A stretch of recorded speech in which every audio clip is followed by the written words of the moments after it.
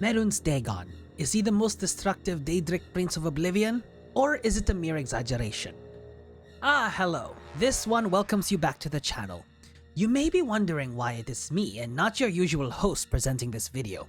Well, first of all, considering we are at the end of the month of October, this one figures we end off the last video topic scheduled for the month with a bang. Also, to add a little bit of a twist to this video, this one has requested to be the one to introduce it because this one has witnessed firsthand the might and power that this Daedric Prince has brought upon the world of Tamriel. If you are not sure what this one means by this, there are a couple of videos of this journey, so go ahead and check them out. I will have more in the future, things have just been busy for me. Now, allow this one to introduce to you today's lore video, where we are covering perhaps the most destructive Daedric Prince in the realm of Oblivion. Considering his sphere of influence and schemes he has brought upon the world of Tamriel, it is not a surprise that he was involved in a lot of major events that involve invasions of the mortal world and his plane of Oblivion. But this one has a curious mind. Who exactly is this Daedric Prince, and why is he very bent on invading Tamriel? What is his end goal, and what other schemes has he been a part of to achieve this goal? And of course, is he the most destructive Prince of Oblivion? Let us explore this and more as we cover today's lore video on the Daedric Prince, Mehrunes Dagon. Mehrunes Dagon is the Daedric Prince of Destruction. His sphere of influence includes destruction, change, revolution, energy, and ambition. I think it's safe to say that most, if not all villains we have come across embody some combination of two or more of these qualities. In fact, that is why Mehrunes Dagon is famously part of the House of Troubles as part of the 4 Daedric princes that defied the tribunal. Beware when natural disasters strike upon Tamriel or your homeland, and it is likely that Mehrunes Dagon or any of his followers could be at work nearby, infamously giving him one of his many titles, the Lord of Fire and Flood, as inspired by insatiable lust and hunger for destruction on a mass scale that he would summon floods and earthquakes in order to achieve this goal, if not send legions of his followers or do it himself. Sudden floods, thunderstorms, and other natural disasters all over Tamriel have been tied to communions with Mehrunes Dagon. His origin stories are a little more shrouded in mystery, as is the nature of Daedric princes. It would be no fun if we straight up knew their origins and backstories, as I like to leave some of the interpretation to conversations and cool theories. Out of all of his artifacts, 2 stand out more in the eyes of the mortals, the Mehrunes Razor and the Mysterium Zarces. In fact, the latter artifact is said to have been written by Dagon himself, and no one is sure of its contents. The only attempts at transcribing the contents of the book were done by Mankar Cameron of the Mythic Dawn during the Oblivion Crisis, and even then it cannot be verified if the contents are true or not, as it was more used to recruit new members to the Mythic Dawn, as it was written in separate commentaries that also serve as keys to aspiring members. However, Mankar Cameron was able to use the Mysterium Zarces in order to create his own section of Oblivion known as the Paradise, so it is clear that he knows something about the uses of this book outside of its contents. The use of the Razor was more simpler, as he simply used the artifact to bestow upon deserving mortals during its time in Tamriel.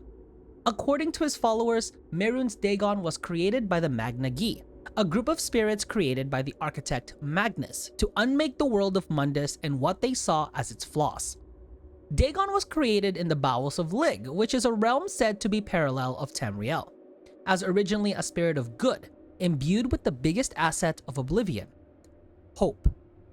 Dagon then began a revolution and threw down Lig, encouraging its slaves to throw down their masters and rebel. It is likely that these slaves may have become the early followers of Mehrunes Dagon. Another less known theory, one coming from Nordic stories, is that Dagon was once a kind spirit, until he was cursed by Alduin. I think this speaks less about Dagon as it does about how powerful the Nords interpret Alduin to be. But when you give someone the name of World Eater, it does speak volumes as to how powerful a being can really be. Infamously known for the Oblivion Crisis in the Third Era during the events of Oblivion, where Mehrunes Dagon sent legions of daedra to infiltrate the Imperial City after the death of Uriel Septim and the consequent dragonfires being burnt out, the barrier between Oblivion and Mundus weakened, and if not for the heroic efforts of Martin Septim and the Champion of Kavach, Dagon would have succeeded in his task of taking over Tamriel.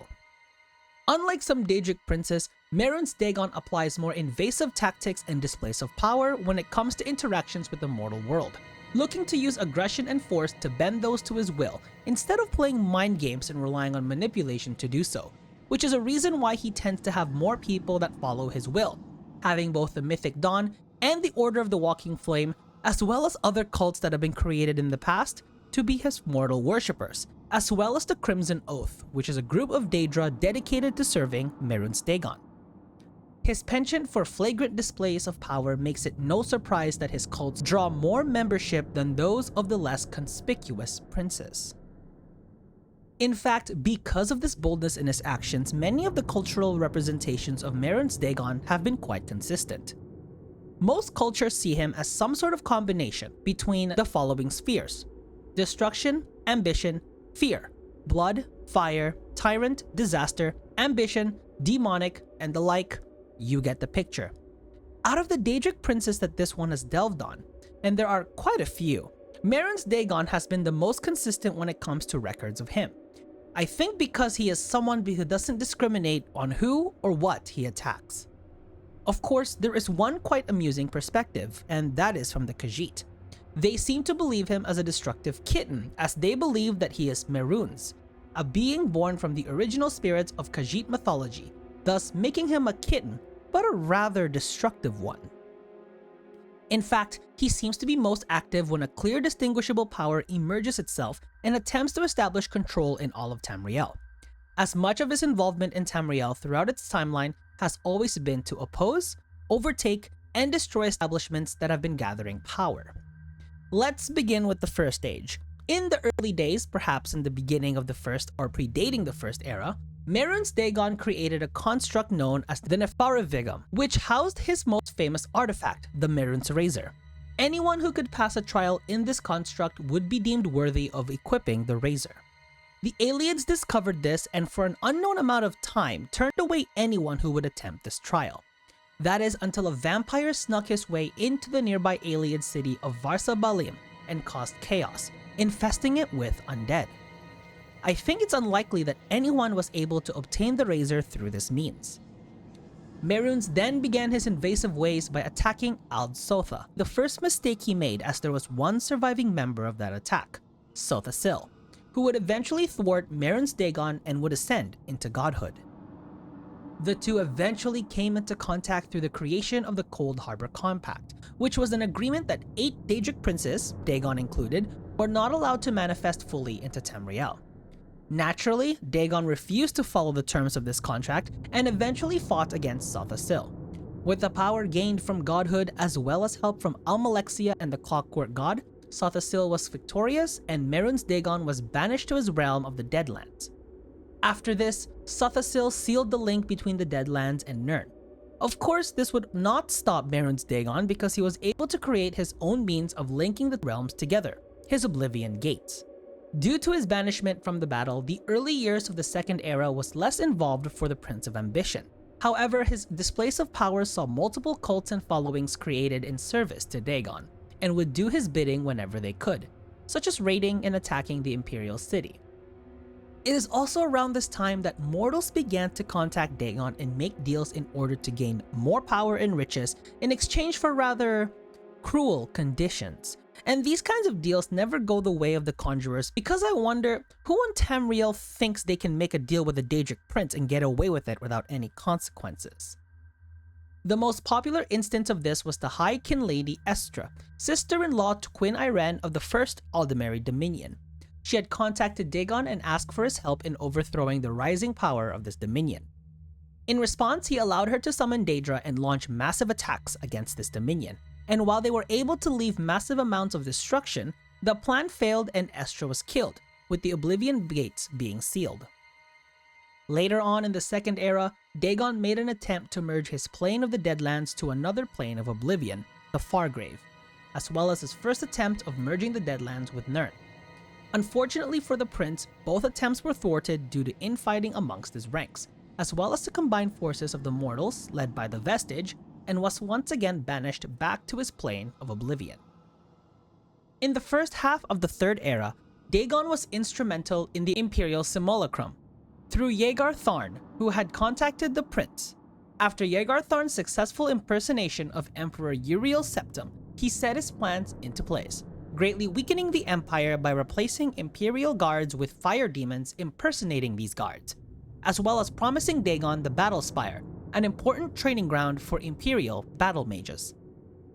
While Dagon was once again able to infiltrate the Battle Spire with help from the Dremora Lord Zivilai Moath and daedra, specifically dark seducers he was able to create after invading Nocturnal's plane of Oblivion and bending the lordless seducers to his will. Tharn had hoped that his attack on Battlespire would eliminate all competition for him, making him the only living battle mage in the Empire's ranks. But once again, the prince's plans were thwarted, this time by a mere apprentice. Without his influence and support, Rhaegar Tharn's manipulative reign came to an end and the Empire was restored for a time. It wouldn't be long until the prince made yet another attempt, as a couple decades later, he would attempt to make a full invasion of Nirn, perhaps his most ambitious plan yet. This would mark the start of the Oblivion Crisis. This plan would start by taking out the Dragonfires, which were said to be keeping the barrier between Nirn and the Deadlands active. After this, he would then unleash hordes of daedra into Tamriel by opening mass amounts of Oblivion gates, where he would eventually encircle and destroy the Imperial city, then proceed to merge the world of Nirn as part of the Deadlands. This is also where we get a good look at what the Deadlands actually look like. The Deadlands are pretty much just that, a world of fire, darkness, chaos, and destruction, full of the most evil creatures you could see. Another quality proving the point that Mehrunes Dagon may perhaps be the personification of pure evil in Tamriel. But once again, from interference from the last surviving septum, Martin Septum, and the hero of Kavach, Dagon's plans were once again thwarted and he was banished. But the damage he caused in this invasion was quite instrumental. This crisis marked the end of the Septum dynasty in Cyrodiil, and the following years saw the weakening of the Empire and lesser men taking the throne. The line of kings failed. Going into the Fourth Era, things were definitely not as eventful as the previous events, but he was not going to give up on his invasion attempts. In fact, there is an event on Bethesda's creations that speak about this event.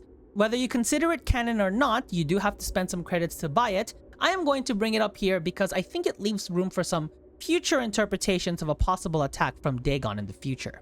There was one Oblivion gate that was not closed after the event of the Oblivion Crisis, and he sought to use that for further plans of another invasion, and would call on a dark elf by the name of Vonos to revive the Mythic Dawn and attempt another invasion in the future. While the Dragonborn was able to stop this from materializing, it was discovered that this Oblivion gate could not be closed in the same way that the others could because the Sigil Stone was disposed of already, and the Vigilance of Stendarr would then serve as guardians of the gate, as the Daedric Prince waits and bides his time for a future assault on the world of Nirn. Well, that was quite a bit, but rather interesting. I don't think I've seen anyone quite as bold and as persistent in their attempts at world domination and destruction the way Mehrunes Dagon has.